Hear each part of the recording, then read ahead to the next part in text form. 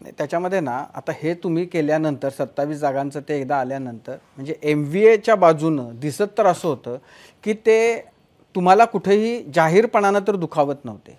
ते असं म्हणत होते की आमच्या बरोबर आहेत, आम्ही ते आमच्या बरोबर येणार आहेत. पहिल्यांदा लक्षात घ्या की पहिल्यांदा NCPची शरद पवारांची भूमिका की आम्ही घेऊच शकणार नाही पहिली होती. पहिली जुनी नाही नाही नाही 6 महिन्या 4 महिन्या अगोदरच, फार जुनी नाहीये. जेव्हा वंचित फक्त शिवसेने म्हणजे आम्ही ज्यावेळेस फक्त शिवसेनेबरोबर, मग त्याच्यानंतर मग उद्धवना काय वाटलं माहित नाही. उद्धव म्हटलं आपण दोघं एकत्र करू. म्हटलं वेल इन गुड. आम्ही दोघांनी प्रेस कॉन्फरन्स घेतली. त्याचं थोडंसं प्रेशर पडलं. काँग्रेसही थोडंसं नरम झालं, NCP नरम झाली. त्याने आम्ही वंचितला घेऊ, पण आम्ही असणाऱ्या सीट्स देऊ शकत नाही. त्यांना आम्ही सीट्स देऊ शकत नाही. तर उद्धवला मी त्यावेळेस फोन करून, नसेल तर म्हटलं आपण दोघंच बसू, लढू आणि मोकळं होऊन जाऊ.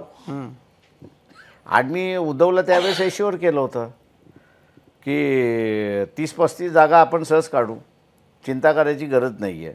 तुम्ही दोघांनीच, पण उद्धव ठाकरे आम्ही दोघंही असतो. मी आजही स्टेटमेंट करतोय. शिवसेना आणि उद्धव ठाकरे, शिवसेना आणि मी, आम्ही जर लढलो असतो 30 ते 35 सीट्स आरामशीर आम्ही काढले असते. पण तुम्ही असं भूतकाळात का बोलताय? आजही मी सांगतोय की काँग्रेस बाहेर पडली आणि माझ्याबरोबर बसली तर तो फिगर पुन्हा मी गाठतो. म्हणजे तुमचं असं म्हणणं आहे की या तिघांनी एकत्र राहू नये, तुमच्या बरोबर यावं आणि मग आम्ही 30-35 जागा काढू. माझं म्हणणं असं आहे की ते टिकायलाच तयार नाही आहेत. आता NCP घ्या ना, रियालिटी घेऊ ना आपण. NCP आपण घेऊ ना. त्यांनी रावेर मागून घेतली, भांडून घेतली, सगळी घेतली. त्याच वेळेस मी म्हटलं खडसेंच्या संदर्भातलं असं टिकणार नाही म्हणून. तुम्ही रियालिटी बघायला तयार नाही आहात. फक्त माझ्याकडे एक माणूस आहे, तुम्ही घेताय. या दोन्ही पक्षांचा असताना एकनाथ शिंदे आणि अजित पवारांनी काय केलं हे मला माहिती आहे. दोघांना ग्लॅमर नसेल, मान्य आहे मला.